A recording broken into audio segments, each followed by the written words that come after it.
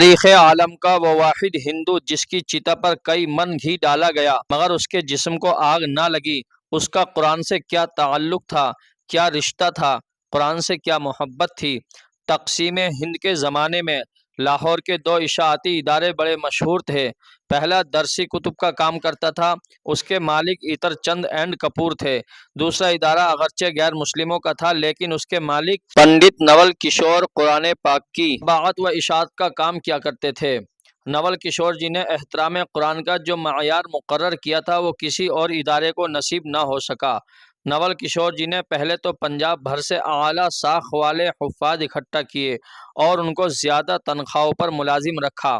احترام قرآن کا یہ عالم تھا کہ جہاں قرآن پاک کی جلد بندی ہوتی تھی وہاں کسی شخص کو خود نول کشور جی سمیت جوتوں کے ساتھ داخل ہونے کی اجازت نہیں تھی۔ دو ایسے ملازم رکھے گئے تھے جن کا صرف اور صرف ایک ہی کام تھا کہ تمام دن ادارے کے مختلف کمروں کا چکر لگاتے رہتے تھے۔ کہیں کوئی کاغذ کا ایسا ٹکڑا جس پر قرآنی آیت لکھی ہوتی اس کو انتہائی عزت و احترام سے اٹھا کر بوریوں میں جمع کرتے رہتے، پھر ان بوریوں کو احترام کے ساتھ زمین میں دفن کر دیا جاتا۔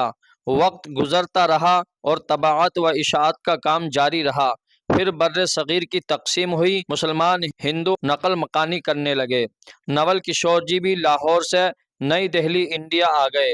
ان کے ادارے نے دہلی میں بھی حسب سابق قرآن پاک کی طباعت و اشاعت کا کام شروع کر دیا۔ یہاں بھی قرآن پاک کے احترام کا وہی عالم تھا۔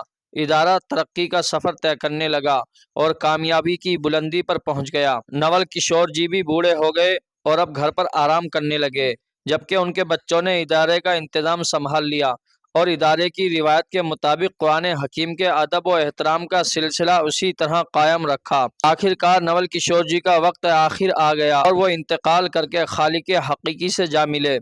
ان کی وفات پر ملک کے طول و عرض سے ان کے احباب ان کے یہاں پہنچے۔ ایک بہت بڑی تعداد میں لوگ ان کے کریا کرم میں شریک ہونے کے لیے شمشان گھاٹ پہنچے۔ ان کی ارتھی کو چتا پر رکھا گیا، چتا پر گھی ڈال کر آگ لگائی جانے لگی تو ایک انتہائی حیرت انگیز واقعہ ہوا۔ نول کشور جی کی چتا آگ نہیں پکڑ رہی تھی، چتا پر اور گھی ڈالا گیا، آگ لگانے کی کوشش کی گئی لیکن بہت کوشش کے باوجود بھی سب کچھ بیکار بے سود۔ یہ ایک ناممکن اور ناقابل یقین واقعہ تھا، پہلے کبھی ایسا نہیں ہوا تھا۔ لمحوں میں یہ خبر پورے شہر میں پھیل گئی، نول کشور جی کی ارتھی کو آگ نہیں لگ رہی۔